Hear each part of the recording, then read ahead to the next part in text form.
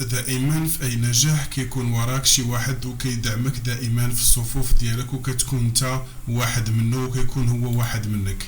اليوم ان شاء الله في هذا المقطع غنتكلموا على فرح آل خليفي، زوجة اللاعب المغربي ياسين الزبيري، اللي استطاعت انها تكون من بين الازواج اللي حاضرين في النهائي كأس العالم للشيلي 2025 اللي فاز فيه المنتخب المغربي بكأس العالم على المضيف ديالو منتخب الارجنتين.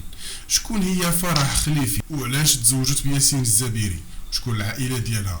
هادشي ولا نحاول ان شاء الله نجاوبوا عليه في هذا المقطع هذا. لكن قبل ما نبداو الفيديو كندعوكم تشتركوا في القناه وفعلوا زر الجرس الا كان كيعجبك هذا المحتوى هذا، وخلي شي تعليق ان شاء الله في الفيديو الجاي غادي نبين التعليق ديالكم كاملين. فرح آل خليفي هي شخصية زوينة بزاف وبنت الناس، ووقفات مع ياسر الزبيري ملي كان صغير وكانت عندهم علاقة ديال الحب بيناتهم. للاسف هاد فرح خليفي حتى الان في الانترنت ما كاينش عليها شي معلومات كثيره جدا بين الناس اللي محافظين على الخصوصيه ديال الحياه ديالهم.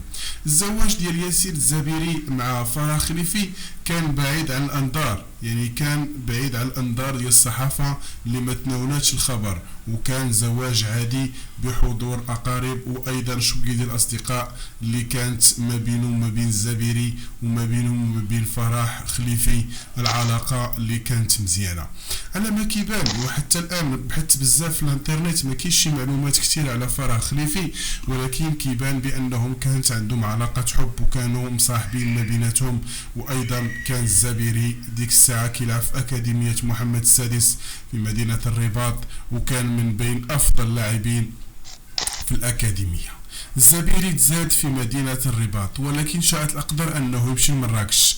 حسب المصدر اللي عندنا ولا ما لقينا من المعلومات هو أن أيضا حتى فرح خليفي هي من مدينة مراكش، وتعرفت على الزبيري في مدينة مراكش وكانت عندهم علاقة زوينة ما بيناتهم. وكما قلنا في الأول أنه حفل الزفاف ديالهم كان داز في واحد المراحل اللي عادية، حفل زفاف بحال ديال جميع الناس، ما كانش للأضواء، لأن ديك الساعة الزبيري ما كانش مشهور بزاف، وأيضا ملي مشى يعني لعب كأس العالم الشيلي ولا مشهور بزاف. هنا بدات الأضواء كتيرة على الزوجة ديالو فرح خليفي. هاد البنت هادي اللي بعيدة كل بعد على كرة القدم، ما كتعرفش كاع شنو سميتها كرة القدم كاع، ولكن في الحياة الاجتماعية ديالها نشطة والاهتمامات ديالها متنوعة، كتظهر كشابة مثقفة واعية، تعكس الشخصية الهادئة ديالها ووعيها بالتعامل مع الإعلام والجمهور، وحضورها إلى جانب الزوج ديالها في مناسبات عامة تبرز الدور ديالها الداعم الأساسي لشريك الحياة ديالها،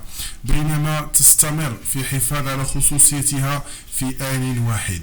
من طبيعة الحال هاد البنت هادي اللي هي الزوجة ديال ياسر زبيري كتمنى لهم ان شاء الله انهم يكونوا مزيان وما خصهم حتى شي حاجه.